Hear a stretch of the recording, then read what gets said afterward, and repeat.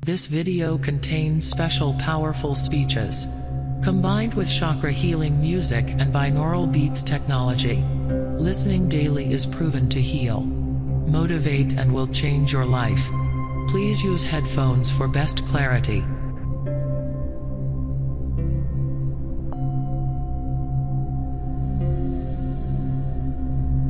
Guruji, could you please explain me what is aura? What is? Aura. A-U-R-A, aura.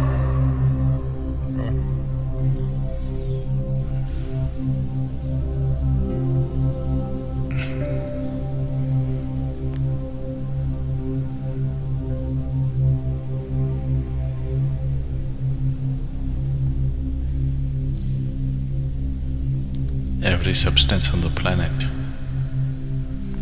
has a certain field of energy around it. Or what you see as substance on the planet is actually energy. It's a scientific fact that the whole existence is energy. One part of the energy has manifested itself into a certain level of reverberation which makes it a physical form. Another part of the energy does not manifest itself into a physical form, but it still has a form. So that form, which is not yet physical or refuses to become physical, but still maintains a form, that's an aura. Or that's being called an aura. Auras are of many kinds. One can carry from a pitch black aura to a pure white aura.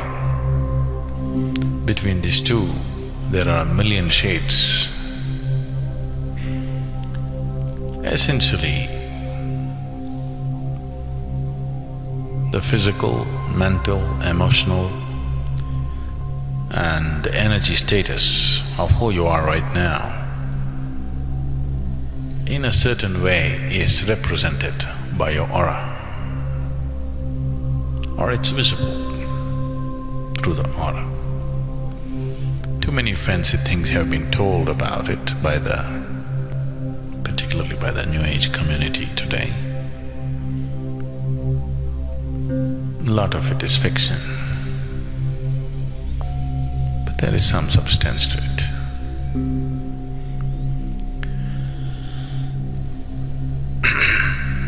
I don't think you should concern yourself about such things. Don't try to see people's aura. Aura is the periphery of the person. I would like you to look a little more at the core of the being, rather than looking at the surface. Surface is for the doctors, because they want to fix some physical part that may be going wrong with somebody. Surface should not be the interest of a spiritual seeker. This is more surface than the skin. What you call as aura is even more superficial than the skin because it's even further out. So it may have certain… if one has the necessary insight, may have give you certain access to the nature of the person, but you're only looking at the psychological, emotional and physical structure of the human being. It is best people on the spiritual path ignore the aura, yours and everybody's, and focus on the core. If you're focused on the core, you will have a wonderful aura.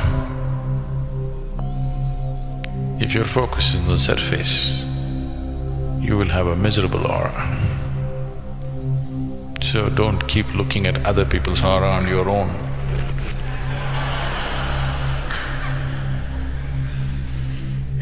It's time you looked at the core of this one and that one. If you look at the core of this one, then naturally you'll see the core of everything, because in core, this and that doesn't exist. In core, only this exists. On the surface, this and that exists. So,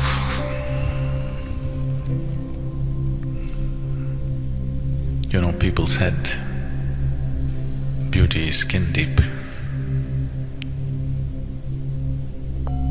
Yes, certain type of beauty is skin deep.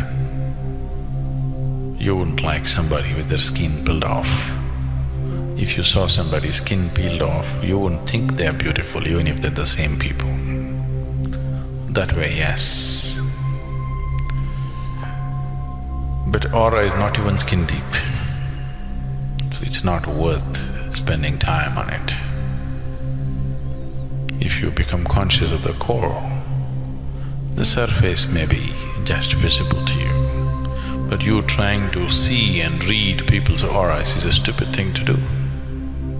You'll waste your life trying to do such things.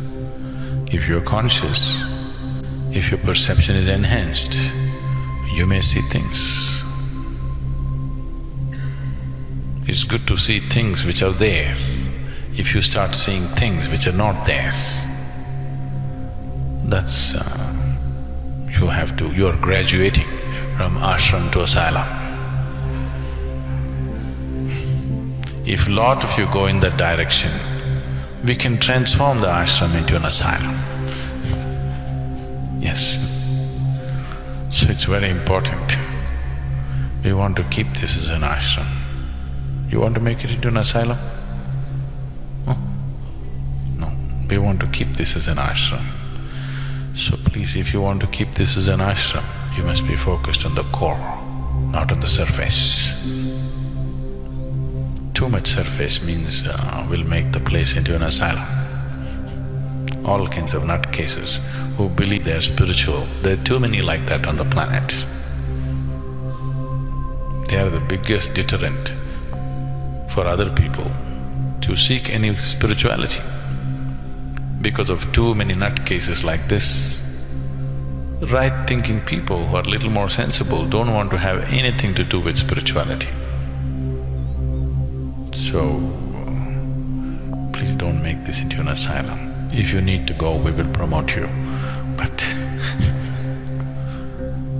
don't turn the place into an asylum.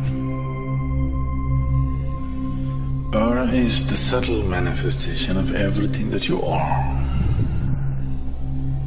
If you look at one's aura, you clearly know his physical health, his mental health, his karmic structure, in a way his past and present.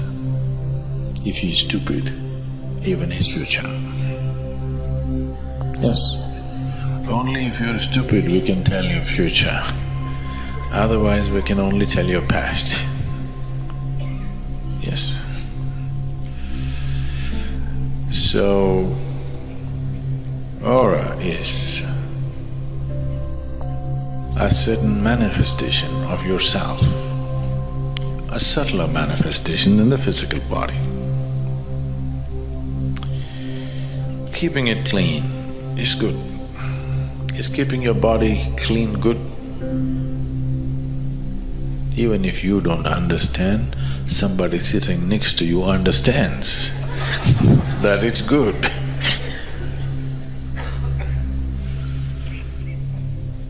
It's good to keep your body clean. It's good to keep your mind clean. It's good to keep everything that is you clean, because I'm not trying to teach you sanitation. What I'm saying is, if we want to do something with anything, first thing is we purify. If you want to take anything to a higher possibility, first thing is to purify. Without purification, you cannot do anything better than the way it is right now. So, purifying your body, and your mind. For this we've taught you many methods, practices, food, this, that, so many aspects to keep your body and mind clean. Aura is a manifestation, it's not a presence by itself. But if you're doing sadhana and if you're improving your system, what you manifested yesterday or what you manifested 10 years ago may be still hanging around you and not allowing you to become what you want to be. So that can be cleansed. Have you noticed that when you have a shower or a bath, as we say in India, which is not a dip but pouring of water over your body, when you let water go over you, you're not just cleaning the physical self, that is, you're not just cleaning the skin. Something else also gets cleaned. Let's say you're feeling very angry, agitated and all kinds of things happening within you, you just go have a shower and come out, you feel all the nonsense kind of washed off. So, a shower is not just about cleaning the skin of your body, you can cleanse the aura to some extent because what you call as body is a manifestation or a play of 5 elements. So you can give yourself a water bath. You can similarly give yourself a wind bath. You must see this. Suppose there's a gentle breeze flowing, you just went and stood like this. Suppose you wear thin clothes and simply stand like this. After some time you feel… Have you noticed that? Have you noticed this? You feel so clean and you want to feel like transparent and you want to fly away. Wind can do that. It should be just of the right velocity and feel and temperature and everything. If it's right, you will see wind just cleanses you. Wind bath. We can also give you a mud bath. You know, if you go to the rejuvenation center, they're giving you a mud bath. Similarly, we can give you a fire bath. So what's being done in the temple is a fire bath because, you know, she's Bhairavi. You just give yourself a fire bath, of course you can't pour it over your body. You just touch the aura of your body in a certain way. There are certain patterns running in your aura along the tracks. You run the fire, you will see suddenly you'll feel bright and clear. You know this, people from Indian origin, you clearly know this in your homes. Your grandmothers were taking off drishti for you, aura cleansing. Maybe some of your grandmothers knew how exactly to do it. Some of them didn't know, with ignorance they did simply something. If it's properly done, it'll work wonderfully well. If it's simply done somehow, still works partially. Any number of times people might have noticed, children are sick, they just do little fire bath, suddenly they're fine. Have you noticed this? Because it's just a fire bath and it does things to the system. So, what is being given in the temple as klesha nashana kriya, that means a process which destroys impurities is, in English, aura cleansing, is to take away the impurities from the aura so that the body breathes better and feels better in terms of health, well-being, mental balance, everything. The neem, they used only the leaf on you. I think they should have used the stick. The neem stick is good, It awakens lots of people.